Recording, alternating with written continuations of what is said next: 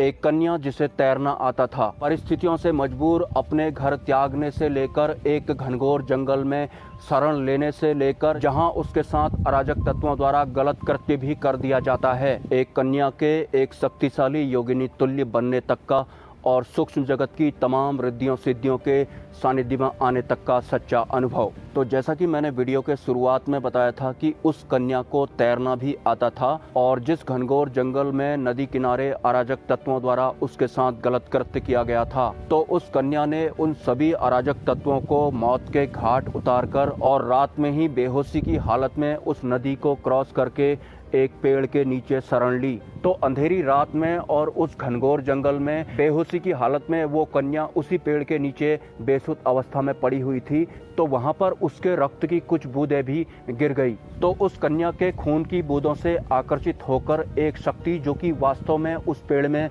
निवास करती थी और एक यक्षिणी भी थी, तो यक्षिणी ने बेसुध पड़ी उस कन्या को जान से मारने के लिए उसका गला दबाना शुरू कर दिया। तो घनघोर जंगल में और अंधेरी रात में उस कन्या का यक्षिणी द्वारा जब गला दबाया जा रहा था और उस कन्या के प्राण जाने से पहले उसके आंखों में अंधकार भी छाने लग रहा था, तो मरने से पहले उस कन्या के मुंह से अपने आप ही शब्द निकले कि माँ, आप मुझे क्यों मार रही हो, मैंने आपका क्या बिगाड़ा है। तो ये शब्द सुनकर यक्षिणी ने उस कन्या की गर्दन दबाना छोड़ दी और उसे बोला कि तूने मुझे माँ कैसे बोला। तो ऐसा सुनकर उस कन्या ने यक्षिणी को अपनी कहानी बताना शुरू कर दी, लेकिन उसकी कहानी बताने से पहले ही यक्षिणी ने अपनी शक्ति का इस्तेमाल करके उस कन्या के बारे में सब कुछ पता कर लिया। इसके साथ ही अंधेरी रात में और घनघोर जंगल में उस यक्षिणी ने उस कन्या को यह भी बताया कि इस पेड़ में मेरा निवास है और तूने मेरे निवास स्थान पर गंदा किया था, इसलिए ही मैंने तुझे मारने की कोशिश की थी। उसके बाद यक्षिणी ने उस कन्या को बोला कि आज की रात तू इसी पेड़ के नीचे बिता और सुबह यहाँ से थोड़ी दूर तुझे एक कुटिया मिलेगी, वहां पर तुझे एक संत मिलेंगे, उन पे शक मत करना, तो सीधे उनके पास जाना और वो तेरा आगे के लिए मार्गदर्शन करेंगे। यकीनन उस यक्षिणी का जंगल में निवास करने वाले उन साधु संतों से भी कोई न कोई संबंध जरूर था। उसके बाद सुबह होते ही वो कन्या यक्षिणी के कहने पर उन साधु बाबा के आश्रम में चली गई और उनसे दीक्षा प्राप्त करने के बाद कई सारी सफल साधनाएं करने के बाद एक योगिनी तुल्य शक्तियों की स्वामी बन गई। शुरुआत में ही इस फिजिकल वर्ल्ड में भयानक दृश्यों को जीने के बाद साधना के क्षेत्र में आने के बाद है की परीक्षा को पास करना उस कन्या के लिए कोई बड़ी बात नहीं थी। और अगर उसे अब उसके भौतिक जीवन में या फिर आध्यात्मिक जीवन में किसी भी तरह की कोई प्रॉब्लम्स होती थी, तो जिस यक्षिणी ने उस कन्या का शुरुआत में गला दबाया था, वो यक्षिणी स्मरण करने मात्र भर से ही उस कन्या के समक्ष मदद करने के लिए प्रकट हो जाया करती थी।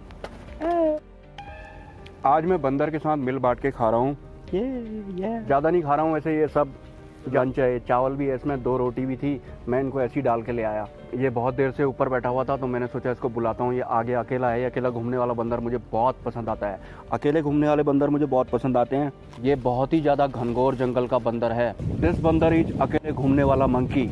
एक बात मैं और बोलना चाहता हूँ कि लोग सिद्धि प्राप्त करने को ऐसा समझते हैं कि हम इतने मंत्र जप करेंगे उसके बाद हमें सिद्धि प्राप्त हो जाएगी, लेकिन एक्चुअल में साधना के मार्ग में आने के बाद या फिर सूक्ष्म जगत की यात्रा के दौरान हमें इस तरह से झकझोर दिया जाता है कि हमारा इस स्थूल जगत से मोह ही भंग हो जाता है। ऐसा बिल्कुल भी नहीं होता कि बड़े ही कंफर्ट जोन में हम मंत्र जप कर रहे हैं और बड़े ही कंफर्ट जोन में हमारे समक्ष यक्ष, गंधर्व, किन्नर, कुबेर, नाग, अप्सरा, यक्षिणी, योगिनी, भैरवी या फिर खुसर फुसर करने वाली सिद्धियां प्रकट हो जाती हैं। मतलब इतने साल इस फिजिकल वर्ल्ड में सरवाइव करने के बाद जो भी हम बन जाते हैं या फिर जो भी हम अपने आप को समझते हैं, साधना मार्ग में आने के बाद हमारे उस अहम को पूरी तरह से झकझोर दिया जाता है। मतलब हमारा वो अहम भी कहीं और चले जाता है और हम भी कुछ और ही बन जाते हैं। और जब तक हम अपनी आज तक की जी हुई लाइफ से बने हुए होते हैं, उस मैं की हस्ती नहीं मिट जाती, तब तक सूक्ष्म जगत की व्यवस्थाओं के साथ हमारा सामंजस्य नहीं बन पाता है। ये भी एक परम सत्य है। हालांकि इस अनुभव में अभी बहुत सारे ऐसे तथ्य थे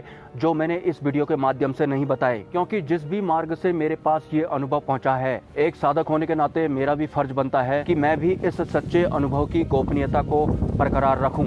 बहुत सारे लोग मुझे ये कमेंट भी करते हैं कि कोई साधना दीजिए, कोई मंत्र दीजिए। अगर मैं आपको कोई साधना करने को बोलता हूँ और उस साधना के दौरान अज्ञानतावश, क्रोधवश, भयवश आपके साथ कुछ अनिष्ट हो जाता है, तो यकीनन वो दोष मुझे भी लगने वाला है, क्योंकि हर इंसान की अलग अलग परिस्थितियां होती हैं और हर इंसान अलग अलग अपने प्रारब्ध के साथ इस फिजिकल वर्ल्ड में आया होता है। जैसे साधना करने के लिए अगर आप किसी उच्च स्तरीय भौतिक गुरु के अंडर में आते हैं तो सबसे पहले वो आपके सूक्ष्म शरीर को एक न्यूट्रल सूक्ष्म शरीर बनाते हैं। मतलब पहले तो वो आपके साथ अगर कोई नेगेटिविटी जुड़ी हुई है तो उसे रिमूव करते हैं। जब आपका सूक्ष्म शरीर साधना करने के लिए तैयार हो जाता है, उसके बाद साधना के दौरान आपके साथ कुछ अनिष्ट होता है, तो वो अनिष्ट या फिर वो पाप दोष सिर्फ आपको ही नहीं लगता है, आपके उन गुरु को भी लगता है। आपको मंत्र देने से पहले या फिर आपको साधना करवाने से पहले या फिर आपको शिष्य एक्सेप्ट करने से पहले गुरु आपके प्रारब्ध को भी देखते हैं। उसके बाद जाकर ही वो आपको एक शिष्य के रूप में स्वीकार करते हैं कि जिस इंसान को वो अपना शिष्य स्वीकार कर रहे होते हैं उस शिष्य के पाप दोष भी उस गुरु के ही सर में होते हैं। तो बहुत सारी जांच पड़ताल करने के बाद ही एक उच्च स्तरीय गुरु एक इंसान को अपने शिष्य के रूप में स्वीकार करते हैं। अगर आपके कोई सवाल हैं तो आप मुझे कमेंट कर सकते हैं, और अगर आप इस चैनल को सपोर्ट करना चाहते हैं तो इसी वीडियो के कमेंट सेक्शन में आपको एक UPI ID का लिंक मिल जाएगा। स्वेच्छा से आप सपोर्ट कर सकते हैं, कोई ज़बरदस्ती नहीं है। मिलते हैं नेक्स्ट वीडियो में। ब्रह्मा, विष्णु, महेश, जय मां पराशक्ति।